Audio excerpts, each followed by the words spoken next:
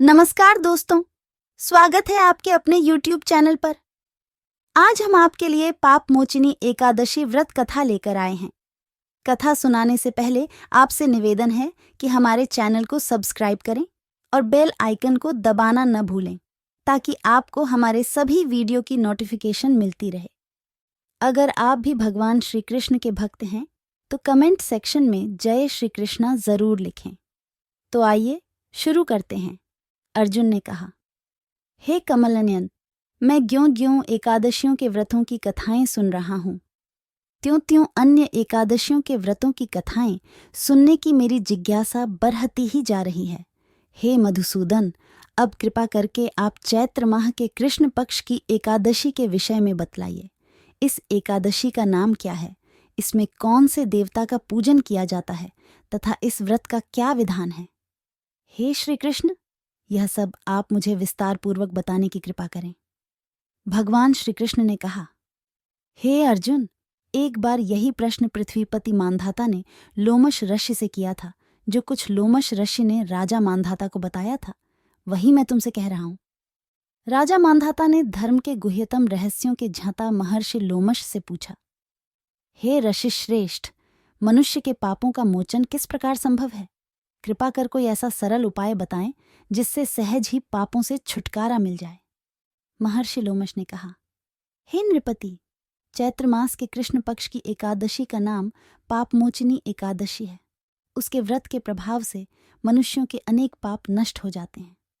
मैं तुम्हें इस व्रत की कथा सुनाता हूँ, ध्यानपूर्वक श्रवण करो। प्राचीन समय में चैत्र रथ नामक एक वन था। उसमें अप्सराएं किन्नरों के साथ विहार किया करती थीं। वहां सदैव वसंत का मौसम रहता था, अर्थात उस स्थान पर सदैव नाना प्रकार के पुष्प खिले रहते थे। कभी गंधर्व कन्याएं विहार किया करती थीं, तो कभी स्वयं देवेंद्र अन्य देवताओं के साथ क्रीड़ा किया करते थे। उसी वन में मेधावी नाम के एक ऋषि भी तपस्या में लीन रहते थे। वह भगवान शिव के अनन्य भक्त थे। एक दिन मंजू घोषा नामक एक अप्सरा ने उनको मोहित कर उनकी निकटता का लाभ उठाने की चेष्टा की। इसीलिए वह कुछ दूरी पर बैठ वीणा बजाकर मधुर स्वर में गाने लगी। उसी समय शिव भक्त महर्षि मेधावी को कामदेव भी जीतने का प्रयास करने लगे।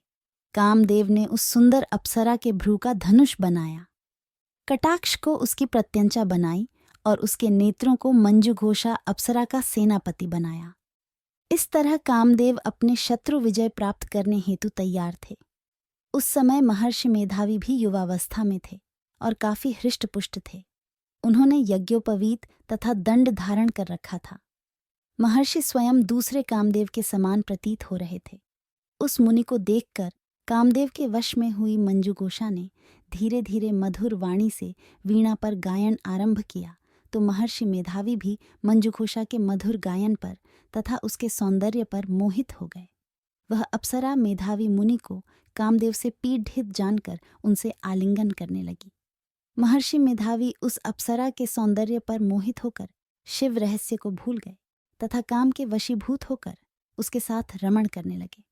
काम के वशीभूत होने के कारण मुनि को उस समय दिन रात का कुछ भी ज्ञान न रहा तथा अत्यंत दीर्घ काल तक वे दोनों रमण करते रहे। तदुपरांत मंजू घोषा उस मुनि से बोली, हे ऋषिवर, अब मुझे बहुत समय हो गया है, अतः स्वर्ग जाने की आज्ञा दीजिए। अप्सरा की बात सुनकर ऋषि ने कहा, हे मोहिनी, संध्या को तो आई हो, थोड़े समय ठहरो, प्रातःकाल होने पर चली जाना।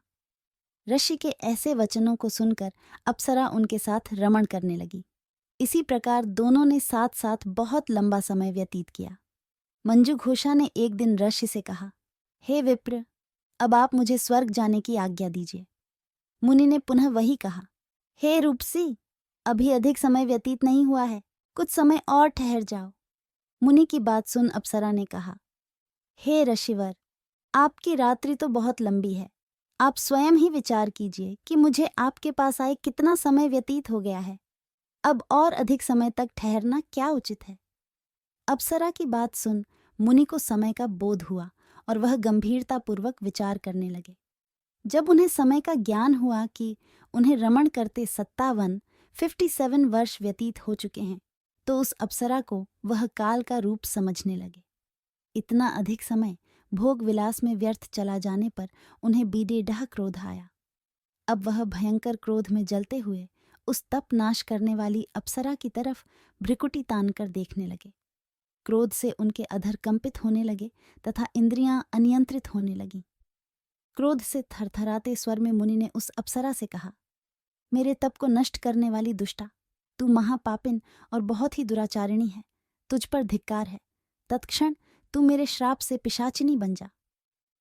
मुनि के क्रोधयुक्त श्राप से वह अप्सरा पिशाचिनी बन गई। यह देख वह व्यथित होकर बोली, हे ऋषिवर, अब मुझ पर क्रोध त्याग कर प्रसन्न होइए और कृपा करके बताइए कि इस श्राप का निवारण किस प्रकार होगा। विद्वानों ने कहा है, साधुओं की संगत उत्तम फल देने वाली होती है और आपके साथ तो मेरे बहुत वर्ष व्यतीत हुए हैं। अतः अब आप मुझ पर प्रसन्न हो जाइए, अन्यथा लोग कहेंगे कि एक पुण्य आत्मा के साथ रहने पर मंजुघोषा को पिशाचिनी बनना पड़ डीढ़ा। मंजुघोषा की बात सुनकर मुनि को अपने क्रोध पर अत्यंत ग्लानि हुई, साथ ही अपनी अपकीर्ति का भय भी हुआ। अतः पिशाचिनी बनी मंजुघोषा से मुनि ने कहा, तूने मेरा बडेढ़ा बुरा किया है, किंतु फिर भी मैं तुझे इस श्राप से मुक्ति का उपाय बतलाता हूँ। चैत्र मास के कृष्ण पक्ष की जो एकादशी है, उसका नाम पापमोचिनी है। उस एकादशी का उपवास करने से तेरी पिशाचिनी की देह से मुक्ति हो जाएगी। ऐसा कहकर मुनि ने उसको व्रत का सब विधान समझा दिया। तदोपरांत अपने पापों का प्रायश्चित करने हेतु वह अपने पिता च्यवन ऋषि के पास गए। च्यवन ऋषि ने अपने पुत्र मेधावी को देखकर कहा, हे पुत्र, ऐसा क्या किया है तूने कि तेरे सभी तप नष्ट हो गए हैं, जिससे तुम्हारा समस्त तेज मलिन हो गया है। मेधावी मुनि ने लज्जा से अपना सिर झुकाकर कहा, पिताश्री, मैंने एक अप्सरा से रमण करके बहुत बड्ढा पाप किया है। इसी पाप के कारण संभवतः मेरा सारा तेज और मेरे तप नष्ट हो गए हैं। कृपा करके आप इस पाप से छूटने का उपाय बतलाइए। ऋषि ने कहा, हे पुत्र, तुम चैत्र माह के कृष्ण पक्ष की पाप मोचनी एकादशी का विधि तथा भक्तिपूर्वक उपवास करो, इससे तुम्हारे सभी पाप नष्ट हो जाएंगे। अपने पिता च्यवन ऋषि के वचनों को सुनकर मेधावी मुनि ने पाप मोचनी एकादशी का विधिपूर्वक व्रत किया। उसके प्रभाव से उनके सभी पाप नष्ट हो गए। मंजुघोषा अप्सरा भी पाप मोचनी एकादशी का उपवास करने से पिशाचिनी की देह से छूट गई और पुनः अपना सुंदर रूप धारण कर स्वर्गलोक चली गई। लोमश मुनि ने कहा, हे राजन, इस पापमोचिनी एकादशी के प्रभाव से समस्त पाप नष्ट हो जाते हैं। इस एकादशी की कथा के श्रवण व पठन से एक सहस्त्र गौदान करने का फल प्राप्त होता है। इस उपवास के करने से ब्रह्म हत्या, स्वर्ण की चोरी, मद्यपान तथा अगम्य गमन करना आदि भयंकर पाप भी नष्ट हो जाते हैं तथा अंत में स्वर्गलोक की प्राप्ति होती है। कथा सार इस कथा से स्पष्ट विदित है कि शारीरिक आकर्षण अधिक समय तक नहीं रहता। शारीरिक सौंदर्य के लोभ में पडे डे चकर मेधावी मुनि अपने तप संकल्प को भूल गए। यह भयंकर पाप माना जाता है, परंतु भगवान श्रीहरि की पाप मोचिनी शक्ति इस भयंकर पाप कर्म से भी सहज ही मुक्ति दिलाने में सक्षम है। जो मनुष्य सत्कर्मों का संकल्प करने के उपरांत में लोभ लालच एवं भोग विलास के वशीभूत होकर अपने संकल्प को भूल जाते हैं, वे घोर नरक के भागी बनते हैं। कथा समाप्त। यदि आपको कथा पसंद आया हो तो ज्यादा से ज्यादा शेयर करें और ऐसी तरह आगे भी कथाएं सुनने के लिए हमारे चैनल को सब्सक्राइब करना न भूलें। धन्यवाद।